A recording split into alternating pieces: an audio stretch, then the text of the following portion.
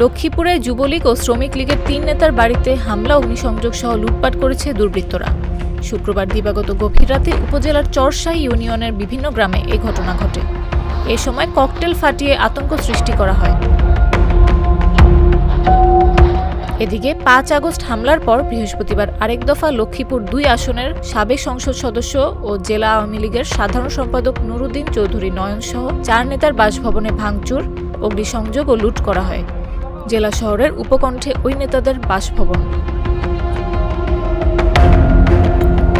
স্থানীয়ভাবে খোঁজ নিয়ে জানা গেছে, সদর উপজেলার পশ্চিম সৈয়দপুর গ্রামে চরশাহী ইউনিয়ন যুবলীগের সাবেক সভাপতি রেজাউল করিম রিয়াজ, নুরুল্লাপুর গ্রামের সদর উপজেলা যুবলীগের সাবেক যুগ্ম আহ্বায়ক মোর্শেদ আলম ও পূর্ব সৈয়দপুর গ্রামে জেলা শ্রমিক লীগের যুগ্ম আহ্বায়ক আবু সিদ্দিক মুনার বাড়িতে হামলা, অগ্নিসংযোগ করে দুর্বৃত্তরা।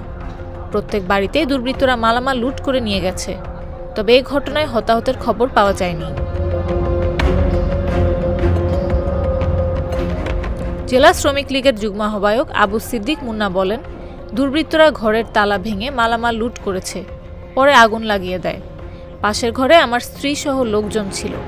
খবর দিলে পুলিশ ঘটনাস্থল পরিদর্শন করে। চরশাহী ইউনিয়ন যুবলীগের সভাপতি রেজাউল করিম রিয়াজ বলেন, আমার বাড়ি পুড়িয়ে দিয়েছে, সবকিছু পুড়ে গেছে, কোনো জামা কাপড় নেওয়ার সুযোগও ছিল না। ঘরে আমার বাবা সহ পরিবারের লোকজন ছিল।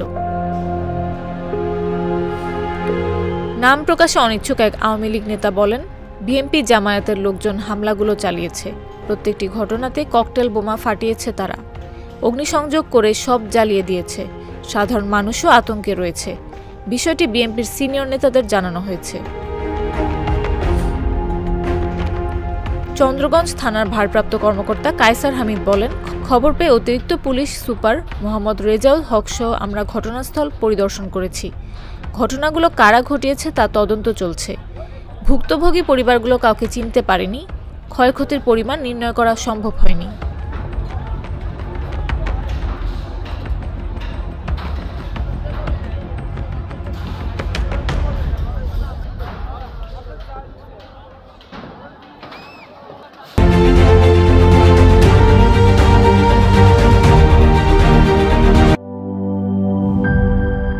Cheer up!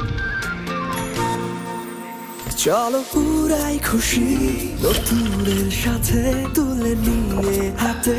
Cheer up, oh oh, cheer up, oh oh, cheer up.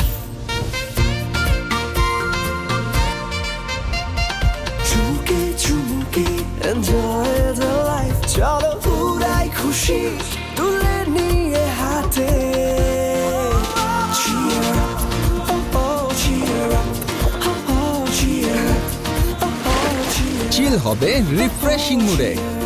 Cheer up, চলো উড়াই খুশি।